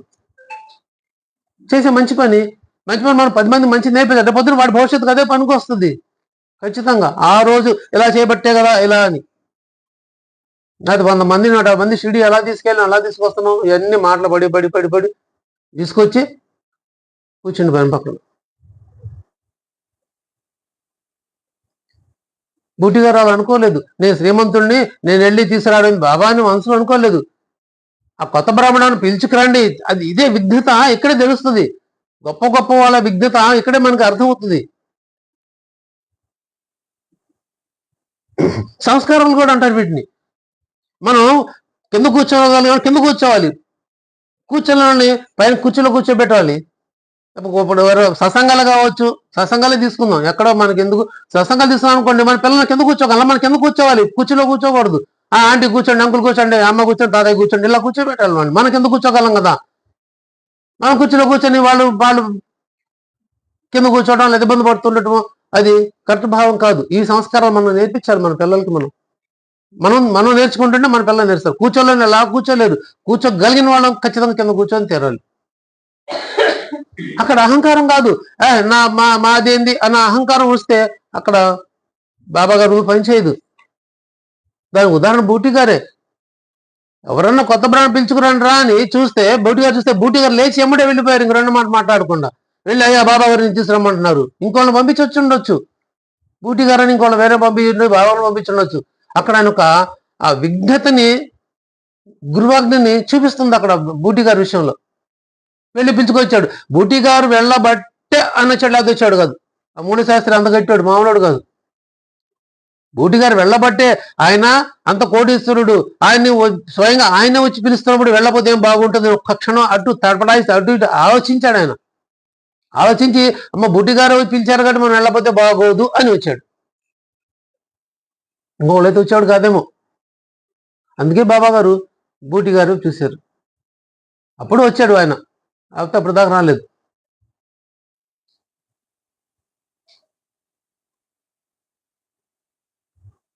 అక్కడ ఆ సాటికి 1 వారంలోనే 1 సప్తాహానికి అంత ఫలితం ఇచ్చారా? నాకు 40 సంవత్సరాల పాలన అర్థమైపోయిందా? నేను 7 సంవత్సరాల నుంచి సత్పురుషు దగ్గరికి వస్తున్నానే, మరి నా పరిస్థితి ఏంటి అనుకున్నారు హేమడ్ పంత్ గారు. అనుకోగా నమ్మటం చెప్పారు, వెళ్ళి దర్శనం తీసుకురాబో శ్యామ దగ్గరికి అన్నారు. అప్పటికే ఆయన జడ్జి స్థాయిలో ఉన్నారు హేమడ్ పంత్ గారు. మెజిస్ట్రేట్ హోదాలో ఉన్నాడు ఆయన అప్పటికే. ఏం బాబా నేను వెళ్ళేది, నేను మెజిస్ట్రేట్ని నేననుకున్నా అని అనలేదు. అలా ఉంచుకొని వెళ్ళిపోయారు అంతే. ఎవరైతే ఎదురు ప్రశ్న వేయరో సద్గురుని, ఎవరైతే బాబా గారి మాటలకి, అయితే బాబా గారు మనకి సచ్చరిత ద్వారా ఏం ఉపదేశించారో, ఏం చెప్పారో, బాబా గారు ముక్త ఏం అనుగ్రహించారో ఆ వచనం మనం ఫాలో అవుతుంటే చాలు, మన జీవితం ధన్యం అవుతుంది. ఆయన మార్గాన్ని అనుసరిస్తాం. అంత తేలిక విషయం కాదు, చాలా తేలిక అనిపిస్తుంది. కానీ ప్రయాణం చేస్తే చాలా కష్టంగా ఉంటుంది. ఓ ఇంతేనా అనుకుంటాం. దాని అడుగు పెట్టిన తర్వాత తెలుస్తుంది దాని యొక్క ఇదేంటో. అడుగు అడుగున దెబ్బలు తగులుతూనే ఉంటాయి, రాళ్ళు గుచ్చుకుంటాయి, రప్పలు ఉంటాయి, బోర్ల పడతాం, ఎలుకలు పడతాం, అవి ఇవి ఎన్నో పడతాం. అవన్నీ ఏంటి? మాటలు, సూటిపోటి మాటలు కావచ్చు, వాళ్ళు వీళ్ళనే మాటలు కావచ్చు, ఇవన్నీ కూడా అలాంటివే. అవన్నీ దాటుకుంటూ ముందుకు వెళ్తేనే ఆయన ముందు మనం కూర్చోగలుగుతాం.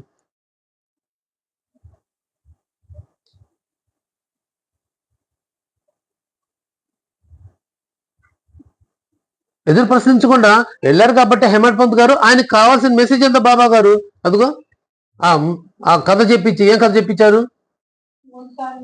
15 సార్లు దక్షిణ తీసుకున్నాను. 15 సార్లు ఎవరి గురించి చెప్పారు? ఏం పేరు? రాధాబాయి దేశ్ముఖ్ కథ చెప్పించారు. బాబా మీరు ఆ ముసలమ్మ కథ చెప్పిందని నాకు బాగా నీకు అర్థమైందా? అర్థమైంది బాబా. నీ మనసు పట్టిందా? పట్టింది బాబా. రైట్, మీ మనసు పట్టించుకో. ఎప్పుడైనా తాజా కదా ఉన్నది ఉన్నట్టు మనం చేశాను. బాబా గారికి తమ కథలను తమకు మక్కువ ఎక్కువ. బాబా గారు చెప్తుంటే ఆల్రెడీ బాబా గారు తెలిసిన కదా స్టోరీ, కొత్త స్టోరీ ఏం కాదు. కానీ కొత్తగా నేను చెప్తుంటే ఏం చెప్తున్నావు నా గురించి వినాలి ఆసక్తి బాబా గారికి. ఆయన గురించి ఆయన చెప్పడం ఆయనకు ఆసక్తి. అందుకే మనకు ఈ జన్మ ఇచ్చాడు భగవంతుడు. అసలు మనం పుట్టడం కారణమే అది అయింది. భగవంతుడికి ఆయన గురించి మనం చెప్పడం ఆయనకి ఇష్టం. అందుకనే 84,83,99,999 జీవరాశులు పుట్టినా కూడా ఆయన సంతృప్తి చెందకుండా ఎందుకు మళ్ళీ మనిషి పుట్టించాడు 84 లక్షల జీవరాశుల కంటే ఇందుకోసమే, ఆయన గురించి ఆయన పొగడం కోసమే మనకు ఇస్తాడు ఈ జీవితం. మనిషిని పుట్టించాడు. ఆ మనిషి పుట్టించిన తర్వాత అమ్మయ్య నన్ను తెలుసుకున్నాడు వీడు అని అప్పుడే ఆపాడు సృష్టి. లేకపోతే ఇంకెన్ని సంవత్సరాలు ఉండేవాళ్ళు, ఇంకా మన తమ్ముళ్ళు చెల్లెళ్ళు ఇంకెంతమంది ఉండేవాళ్ళు తెలీదు. అప్పుడు ఉన్న జీవరాశులన్నీ మన అక్కలు అన్నలే, మన తమ్ముళ్ళు ఎవరు లేరు. అందరికి మనమే తమ్ముళ్ళు, మనమే చెల్లెళ్ళు. మన పైన వాళ్ళందరూ కూడా గేదెలు వాళ్ళు వీళ్ళు అందరూ కూడా మన అక్కలు అన్నలే. మనమే అందరికి చిన్నవాళ్ళం, అందరికి తమ్ముళ్ళు మనమే, చెల్లెళ్ళు మనమే. మరి అన్ని జీవరాశులు పుట్టిన తర్వాత కూడా ఎందుకు ఆయన తృప్తిపడదంటే ఆయన గురించి ఎవరు ఒక్క జీవి కూడా చెప్పలేదు. భగవంతుడా నువ్వు సృష్టించావయ్యా, నీ నమస్కారం అయ్యా అని ఒక్కళ్ళు కూడా చెప్పలేదు. మనిషి పుట్టినారు చెప్పాడు కాబట్టి అక్కడికి ఆగింది. అలాగే భగవంతుడు కూడా వారి గురించి వారు స్మరణ చేయడం ఇష్టం. బాబా గారి గురించి బాబా గారు చెప్తుంటే ఆయన చాలా శ్రద్ధగా ఆయన బాబా గారు ముందుకు వంగి విన్నారు. ఆ హారతి చప్పుడుల్లో కూడా వినిపించట్లేదు. ఈయన ముందుకు వంగాడు, ఆయన ముందుకు. చాలా అద్భుతమైన దృశ్యం అది. ముందుకు వచ్చి చెప్పు అని గబగబా చెప్తుంటే అంతా చెప్పినట్టుగా బాబా గారు విన్నారు. ఈ కథ నీకు నచ్చిందా? నీ మనసు పట్టిందా? పట్టింది బాబా. అప్పుడే హారతి అయిపోతే ఆయన దోషి నిండా పట్టి బెల్లాన్ని ఇచ్చారు. ఎవరిచ్చారు? బాబుసాహెబ్ జోగ్ గారు. బాబుసాహెబ్ జోగ్ గారు తెచ్చి బాబా గారి చేతిలో వేస్తే ఎదుగో ఈ కలకండ తీసుకో, నీ జీవితం కూడా ఇలా ఉంటుంది, మనసు పట్టించుకో అంటే మనసు పట్టించు, నువ్వు ఈ వేలో నువ్వు ప్రవర్తించు, ఈలో ప్రయాణించు, నీ జీవితం ఇలా ఉంటుంది నిర్దేశం చేశారు హేమంత్ పంత్ గారికి బాబా గారు. అర్హత సంపాదించారు. ఏదైనా అర్హత బాబా గారి దగ్గర కూర్చోవాలన్నా, మాట్లాడాలన్నా, చెప్పాలన్నా అర్హత ఉంటేనే ఉంటుంది. సత్యత పారాయణ చేయాలని కూడా ఒక అర్హతే, లేకపోతే రాదు. చాలా మందికి సత్యతలు ఉంటాయి. ఎంతమంది చదువుతున్నారు పారాయణాలు నిత్యం రోజు? ఇప్పుడు ఓవిల్ కాంపిటీషన్ పెట్టాము. మరి ఒకప్పుడు 2 ఓవులు 3 ఓవులు పెట్టిన వాళ్ళు, 4 ఓవులు పెట్టిన కూడా వాళ్ళు 15, 16 ఓవులు 20 ఓవులు ఎలా పెట్టగలుగుతున్నారు? అంటే ఇది పోటీ తత్వం ఉంటేనే పెడతామా, లేకపోతే మన శ్రద్ధ ఉండదా? ఇది మనం ఆలోచించుకోవాలి. ఒకప్పుడు 10 ఓవులు పెట్టమంటేనే పెట్టలేక 5 ఓవులు 6 ఓవులు పెట్టకుండా ఆపిన సందర్భాలు చాలా ఉన్నాయి. 2-3 ఓవులు పెట్టిన వాళ్ళు కూడా ఉన్నారు. నేను అబౌట్ అడిగితే అసలు 1 ఓవు కూడా పెట్టను నేను. నాకంటే మీ అందరూ చాలా బెటర్. మీ అందరూ అదృష్టవంతులు. బాబా గారు మీకు ఆ భాగ్యం ఇచ్చారు, నాకు ఆ అదృష్టం ఉండట్లేదు. అది అంత తేలిక విషయం కాదు. ఓవిలు పెట్టడం కూడా అంత చిన్న విషయం కానే కాదు. అయితే అందరు పెడతారు కదా, అందరు పెట్టచ్చు. కానీ ఎంతమంది పెట్టాలనిపిస్తుంది? అది కూడా అర్హత చూస్తే ఇస్తారు బాబా గారు అవకాశం కూడా. అంత తేలిక విషయం కాదు. సత్యత పట్టుకోవాలన్నా, ఆ ఓవిలు మనం రాసుకోవాలన్నా, బుక్ లో రాయాలన్నా, చేయాలన్నా అది కూడా పెద్ద సాధన. అది తేలిక విషయం కాదు. కానీ ఆ సాధన మనం తీవ్రత చేసుకుంటే బాబా గారికి ఇంకొంచెం దగ్గరే ప్రయత్నం చేస్తున్నాం. మీకు చెప్తున్నా, ఖచ్చితంగా ఏదో ఒక రోజు ఈ ఓవిలు పనికొస్తాయి. మీరు రాసే ఓవిలు ఏదో రోజు జీవితాల్లో ఒక్కసారైనా మీకు పనికొస్తాయి. ఆ రోజు అనుకుంటారు, ఆ రోజు చేసిన సాధనే అదిగో నాకు మార్గం చూపించింది, నా ప్రశ్న జవాబు దొరికింది, నా ఉన్న సమస్యలకి పరిష్కారం చూపించిందని మన మనసులో కనిపిస్తుంది, ఖచ్చితంగా కనిపిస్తుంది. మనం టైప్ చేస్తాం కదా, దానివల్ల ప్రయోజనం ఉండదు. మంచిదే చేస్తాం, కానీ అది వెళ్ళిపోతుంది, మన దగ్గర ఉండదు. కానీ బుక్ మెయింటైన్ చేసే బుక్ లో ఓవిలు రాస్తామే, అది శాశ్వతంగా ఉండదు, చిరకాలం ఉంటుంది, మనం ఉన్నంత కాలం ఉండిద్ది, మనం దాచిపెట్టుకోగలిగితే. మన తర్వాత కూడా ఉంటుంది. మన తాతలు, మన పిల్లలు, మన వాళ్ళు కూడా చెప్పుకుంటారు, అది అది మా తాతయ్య చేశాడు, మా అమ్మమ్మ చేసింది, మా నాయనమ్మ చేసింది, చెప్పుకుంటారు గర్వంగా.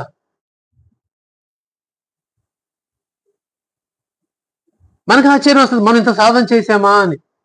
మన ఎవరు అంటున్నారు, ఇన్ని పుస్తకాలు అయిపోతున్నాయి సార్, ఎట్లా అయిపోతుంది, నాకు ఆశ్చర్యం వస్తుంది, ఇన్ని ఎప్పుడు రాసామా అనిపిస్తుంది అన్నాను. ఇంకా అప్పుడే ఉంది, ఇంకా చాలా ముందు ఉందమ్మా, మీరు ఇదే మరి నల్లా నడుస్తా ఉండి చేయండి అని. ఎప్పుడైతే మన ఇష్టంతో భక్తితో బాబా గట్ల ప్రీతి చేస్తామో ఖచ్చితంగా బాబా గారు గమనిస్తుంటారు ప్రతిదీ. నేను శ్రద్ధ, మన మనోభావాన్ని బాబా గమనిస్తారు, నా బాహ్యంగా ఆయనకు అవసరం లేదు. క్లియర్ కట్ బాబా గారి దగ్గర ఏ భగవంతుడి దగ్గరైనా మన మనసులో ఏ భావంతో నేను చేస్తున్నాను అనేదే చూస్తారు తప్పితే, నేను బాహ్యానికి ఒకటి చూపిస్తూ లోపల ఇంకోటి, అంతరంలో ఇంకోటి ఉంటే మాత్రం దాని ఫలితం ఉండనే ఉండదు. నేను మనసులో ఏ భావం, తద్భవతి, నా భావంతో నేను ఏ భావంతో నేను సద్గురుని ఆశ్రయిస్తున్నాను, భగవంతుని పూజిస్తున్నాను, ఆరాధిస్తున్నాను, ఆ భావమే చూస్తాడు తప్పితే, నేను బయటికి నేను గాంభీరంగానే కనిపించే ఇదిగో ఇది నేను గుర్తింపు తెచ్చుకోవాలంటే మాత్రం అది భగవంతుడు చూడడు, దానిలో ఫలితం ఉండదు. మనం ఎవరికైనా అన్నదానం చేస్తాం అనుకోండి, మనస్ఫూర్తి వాడి కడుపు నిండాలని చేస్తే వచ్చే ఫలితం వేరే. నేను అన్నదానం చేస్తానని చూడు, నేను ఇస్తున్నాను, నేను గొప్ప నా చెప్పుకోవాలి అనుకుంటే ఫలితం వేరు, తేడా ఉంటుంది. అదే చెప్పింది, అప్రదంగా 4 చెవులు నా మాట చెవులు పడితే జీవుడు చెల్టం తిరిగిపోతాయి, అదే ప్రయత్నపూర్వకంగా చేస్తే ఇంకెంత ఫలితం ఉంటుందో తెలుసుకోండి అన్నారు. అది కూడా ఇదే, మనం చేసే భావన బట్టే ఫలితం ఉంటుంది. లోపల ఒకటి బయటకు ఒకటి అవి ఉంటే మాత్రం అక్కడ ఫలితం కనిపించదు. నీ లోపల ఏదో అదే నీ భాషిస్తుంది అంతే. నేను ఏ దృష్టితో చూస్తున్నాను అదే కనిపిస్తుంది నాకు బయటకు, అంతే.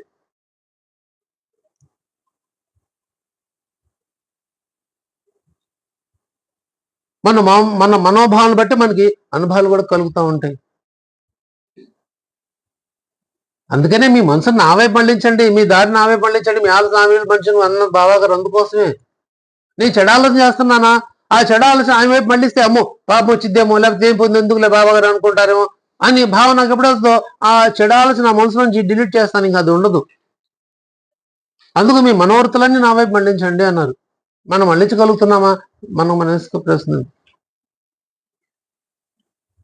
నువ్వు చేయనన్నది వద్దు అన్నదే ముద్దు అంది. బాబా గారు ఏదైతే చేయొద్దన్నారో అవి మనం ఇష్టపడుతున్నాం, ప్రీతిగా చేస్తున్నాం, ముద్దుగా చేస్తున్నాం. బాబా గారు ఏం చేయమన్నారు వాటికి మనం సుముఖంగా ఉంటున్నాం, దూరంగా ఉంటున్నాం, చేయలేకపోతున్నాం. సదా నా స్మరణ చేసే వారిని ఉద్ధరిస్తాను అన్నాడు. ఆ ఉద్ధరణ దిశకు మనం ఎప్పుడు వెళ్తాం? మనం మర్చిపోయినప్పుడు. మనం ఎప్పుడు మర్చిపోతామయ్యా అంటే అదిగో ఈ శరీర బంధనాలతో ఉన్న బాహ్య ప్రపంచాన్ని మనం మర్చిపోయినప్పుడు, వదిలించుకోవాలి. ఈ మాయ మోహ బంధనాలన్నీ కూడా అశాశ్వతమైనవి. ఈ రోజు ఉంటే రేపు ఉండవు. ఏది శాశ్వతం కాదు. మన కంటికి కనిపించే ఏ బంధం కూడా శాశ్వతం కానే కాదు. కనిపించి ఆ సంగీతం వస్తుంది ఏంటది, కనపడనిదేదో నిజమేవునురా. కనిపించేదంతా మాయే, కనపడదేదో నిజమవునురా. కనపడదు. సద్గురువుకి మనం చేసే సేవ లేకపోతే మనం చేసే భక్తి సాధన అది మన కంటికి కనిపించదు, అదే శాశ్వతంగా ఉండేది. ఏదైతే మనకు బయటకు కనిపించేట్టుగా నేను చేస్తున్నానో, నా భర్త, నా భార్య, నా పిల్లలు, నా మొగుడు, నా పిల్లలు, ఇట్లా భార్యానికి ఏవైతే మనం కనిపిస్తామో అవన్నీ అశాశ్వత బంధాలు. ఒకరోజు తెగిపోయేవి అన్ని కూడా. ఏ బంధం నిలవదు, ఏ బంధం ఉండేది కాదు, ఏది ఉండదు. భార్య భర్త కొన్నాళ్ళు జీవించగలుగుతాం, 20 ఏళ్ళ 30 ఏళ్ళ 50 ఏళ్ళ అరుణానుబంధం ఉన్నంత వరకు ఉంటాం. ఆ రుణం తర్వాత ఎవరో ఇద్దరిలో ఒకళ్ళు వదిలిపోవాల్సిందే, లేకపోతే ఇద్దరం పోతాం, లేదా ఒకళ్ళు వదిలిపో ఒకళ్ళం పోతాం, తర్వాత ఇంకోళ్ళం పోతాం, ఎవరు ఉన్నాం. పిల్లలేనంతే, పిల్లలకు రెక్కలు వచ్చేసి ఎగిరిపోతారు, ఉద్యోగాలు వచ్చినాయి, వ్యాపారాలు వచ్చినాయి, ఎగిరిపోతారు, మన దగ్గర ఉండరు. ఇప్పుడు దాకా అమ్మో నా కొడుకు నా వదిలిపోడు, నా కూతురు నా వదిలిపోదు, నా పిల్ల నా జీవితం సర్వస్వం వీళ్ళే అని చెప్పి నేను పెంచుకుంటూ పోతా. పెంచుతాను. కానీ వాళ్ళు రెక్కలు వచ్చిన తర్వాత వాళ్ళు ఒక తందాన్ని ఎగిరెళ్ళిపోతారు, ఉండరు, మనం ఉండమనం ఉండరు. ఎందుకు మా బతులు మేము బతకదా? మరి నేను నా తల్లిదండ్రులు అలా అని వదిలేసి వచ్చాను కదా, నా బతుకు నేను బతకొద్దా?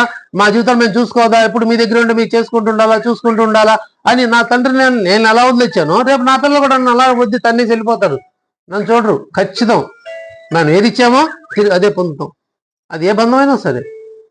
నా పిల్లలు నా దగ్గర ఉండి వెళ్ళిపోతారు, ఏదో ఉద్యోగాలు అంటారు, వ్యాపారాలు అంటారు, అదే జీవితాలు అంటారు. ఇప్పుడు అదే జరుగుతుంది కూడా. అదే మన ఎవరు అన్నారు, పల్లెటూరులన్నీ ఖాళీ అయిపోయినండి, ఎవరు ఉండట్లేదు, అంతా బస్తీకి వెళ్ళిపోయారని. నాకు అది ఇక్కడే ఉండిపోవాలనిపించింది అండి. ఇది అదే మనం వరగాలి వెళ్ళినప్పుడు అనుకున్నాం, అంజరెడ్డి గారు బాగుందండి, ఇక్కడ ఉండిపోవాలని ఉంది, బాగా ఉంది, ప్రశాంతంగా. ఎవరు ఉన్నారండి, ఎవరు ఉండరు, స్థలం తీసుకోండి అంటే ఆ మాట కూడా అనుకుంది.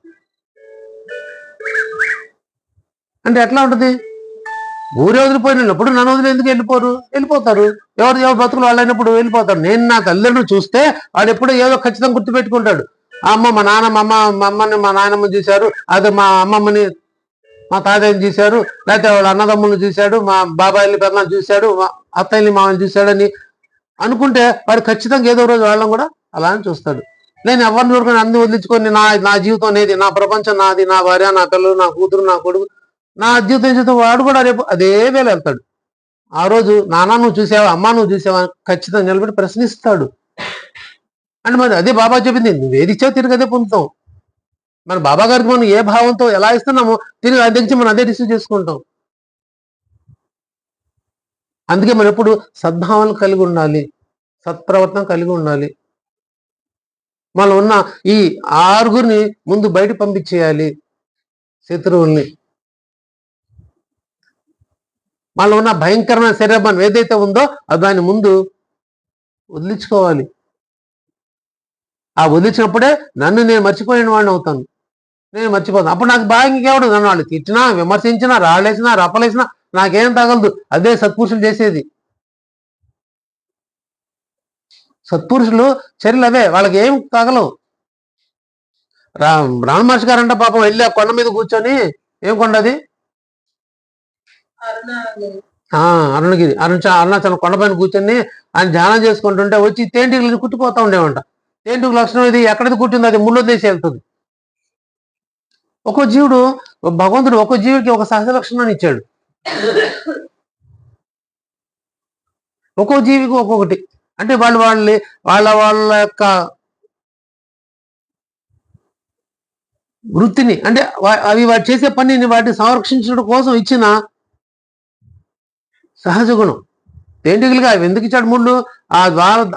ఆ ముక్కు ద్వారా వెళ్ళి అక్కడ పీల్చుకొచ్చి, ఆ మకరందాన్ని పీల్చుకొచ్చి అవన్నీ ఒక చోట కూర్చొని అవన్నీ వదులుతూ ఉంటాయి. అదే పెద్ద తేనెతొట్టిగా మారుతుంది. అది మనం తేనెతొట్టి అన్న చెట్ల మీద అవి దాన్ని మనం డిస్టర్బ్ చేసినప్పుడు అవుతుంది. దాని మానవ అది బతకనే వచ్చు కదా. మనం ఏం చేస్తాం, దాన్ని రాయేసి కొట్టడం, రప్పేసి కొట్టడం, ఆ తేనె మనం తాగేయాలి అని ఏం చేస్తాం, వాటిని పాపం వాళ్ళ మనుగడిని మనం డిస్టర్బ్ చేస్తున్నాం. మరి అవి ఎందుకు ఊరుకుంటాయి? ఏమని వచ్చి కొడతాయి. కొట్టడం కుట్టేసి వెళ్ళిపోవు. ఆ కోపంతో కుట్టినప్పుడు ఆ ముళ్ళని అక్కడ వదిలేసి వెళ్ళిపోతాయి, విరిగిపోతుంది. అది మనం గుచ్చుకొని నెప్పుడుతా ఉంటుంది. మళ్ళీ మనం దాన్ని పీక్కోవాలి. రమణ మహర్షి గారు ఏం చెప్పినా అలా కూర్చుంటే అవి నుంచి కుట్టేళ్ళేవంట పాపం. కుట్టేంత సాయంత్రానికి ఆ శిష్యులందరూ స్వామి ఎక్కడున్నారు ఈయన మొత్తం ఎత్తుకుంటా వచ్చి భగవాన్ ఎక్కడ అని ఎత్తుకొచ్చిన తర్వాత అది ఎక్కడో చెట్టు కింద ఎక్కడో కనిపిస్తే ఆయన బాధపడతా ఉంటే అప్పుడు ఆలోచి ఒక్కొక్కటి తీసేవారంట.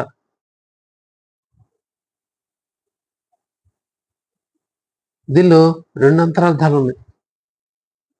సత్పురుషులు లేవు మనకు అర్థం కో. భగవాన్ ఇదేంది రోజు మీరు ఇలా చేయటం బాగోలేదు, మీ శరీరానికి ఇంత ఇబ్బంది పడుతుంది ఎందుకు మీరు అంటే ఆయన చెప్పేవారు, అయ్యా మనం ఉన్న చోటకి వారు రాలేదు, వారున్న చోటకే మనం వచ్చాము. వారున్న చోటకి అంటే తేంటికలు అక్కడ ఉన్నాయి, జంతువులు అక్కడ ఉన్నాయి, పుల్లు సింహాలు కూడా తిరుగుతుంటాయి కదా కొండ మీద అడవుల్లో. తిరుగుతున్నప్పుడు వాటి నుంచి మనం వచ్చాం కానీ మన చోటుగా రాలేదు అనేవారంట. అంటే మనం వచ్చాం కాబట్టి అది వాళ్ళు మనం డిస్టర్బ్ చేశాం కాబట్టి అది వాళ్ళ పనిష్మెంట్. ఇది వారు చెప్పింది. దాని అంతరార్థం ఆయన ఎందరో కర్మల్ని ఆ శరీరం ద్వారా వాళ్ళు అనుభవించేవారు, కర్మలు అనుభవించేవారు. వాళ్ళ అమ్మగారు చివరి క్షణాలు వచ్చినప్పుడు ఇంకా రమణ్ రా రా అని అందరు భగవాన్ అయితే వాళ్ళ అమ్మ మాత్రం రమణే, వెంకటరామన్ కదా, రామన్ వచ్చినప్పుడు ఆయన వెళ్ళకుండా ఆవిడనే పైకి పిలిపించుకొని ఆ గుహలు, విరూపాక్ష గుహను ఇంకోటి ఉంది, దానిలో ఆయన కూడా అక్కడే ఉండి వాళ్ళ అమ్మగారి యొక్క చివరి క్షణాల్లో శరీరం జీవుడు బయటికి వెళ్ళేటప్పుడు ఇట్లా అంతా కంపించిపోయిందండి శరీరం. అంటే ఆవిడకి ఎన్నో ప్రారంభ కర్మలు ఉన్నాయి. ఆ కర్మలు మొత్తాన్ని ఈ భగవాను గట్టిగా పట్టి ఉంచి ఆవిడ యొక్క కర్మలన్నింటినీ నాశనం చేశారు, ప్రక్షాళన చేశారు. తల్లి రుణం తీర్చుకున్నాడు. ఇంకా బాధిస్తుంది ఆ కర్మ, ఇంకా బాధిస్తుంది. ఇప్పుడు ఆ జీవుని అలా వదిలేస్తే మళ్ళీ జీవం తీసుకోవాలి, మళ్ళీ ఇంకో శరీరంలో ప్రవేశించాల్సి వస్తుంది ఆ జీవుడు. అలా ఆ అవకాశం ఆ జీవుడికి ఇవ్వకుండా ఆయన ముక్తిని ప్రసాదించారు. ఆడి కర్మలన్నిటినీ తొలగించిన తర్వాత అప్పుడు ఆవిడ భగవాన్ స్మరణ చేస్తూ ఆ తల్లి శరీరం ఆత్మ ఆయన లీనమైపోయింది, మోక్షాన్ని ఇచ్చారు.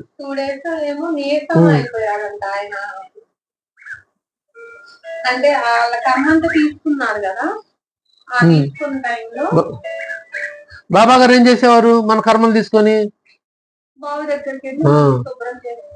మసీద్ నుంచి బావి ఎంత ఉందో, బావి నుంచి మళ్ళీ అంత దూరంలో ఇంకో బావి ఉండేది, అక్కడికి వెళ్ళి జామ చెట్టు మీద తీసి ఆరేసి పేగులన్నీ ఆరేసుకొని ధౌతిపోతి యోగం కన్నన అంటారు. మళ్ళీ దాన్ని అది చేసుకొని ఆ పేగులన్నీ ఆరేసి మళ్ళీ లోపల వేసుకొని మళ్ళీ వచ్చేవాళ్ళు. అంటే మనం తీసుకున్న పాప ప్రక్షాళన ఆహారం ద్వారా అది ఏ ద్వారా తీసుకున్నారో అంతా ఆయన ప్రక్షాళన చేసేవారు. ఇదొక మార్గం. దీని ముందు కూర్చొని కాయిన్స్ ఇలా రుద్దుతూ మన కర్మల్ని తీసేవారు. అదే బావు, రాత్రంతా నీ గురించి ఆలోచిస్తున్నాను, ఒక్క క్షణం నేను మర్చిపోతే అయిపోయేవాడు అన్నారు ధూమాల్ గారితో. ఒక మార్గం. అన్నిటినీ తేలిక మార్గం అదిగో ఈ సచరిత మార్గం. సంచిత మరియు క్రియామాణ కర్మలు ఏమాత్రం మిగిల్చం చేసుకుందాం ఎప్పుడు, అదిగో సచరిత శ్రవణం ద్వారా. అంత తేలిక మార్గం మనకిస్తే మనం ఏం చేస్తున్నాం? పట్టించుకోవట్లేదు, పక్కన పెట్టేస్తున్నాం. మన సచరితని గౌరవిస్తే బాబా గారిని గౌరవించినట్లే. సచరిత మన మనసు పట్టించుకుంటే మన జీవితాలన్నీ కూడా ఉద్ధరింపబడతాయి.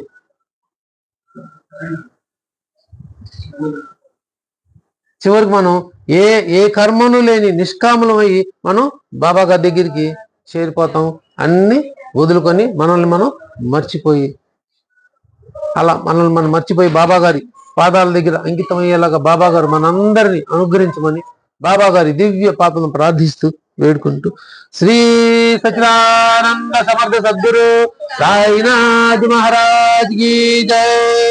సర్వే జనా సుఖినో భవంతు, లోకా సమస్తా సుఖినో భవంతు, సమస్త సన్మంగళాని భవంతు. ఓం శాంతి శాంతి శాంతి.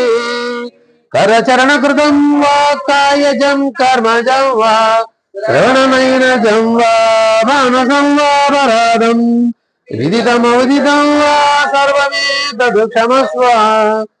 జయ జయ కరుణాబ్దే శ్రీ ప్రభో సాయినాథ. శ్రీ సచ్చిదానంద సమర్థ సద్గురు సాయినాథ్ మహారాజ్ కీ జై. సర్వం శ్రీ సాయినాథ పదార్పణమస్తు. శుభం భవతు.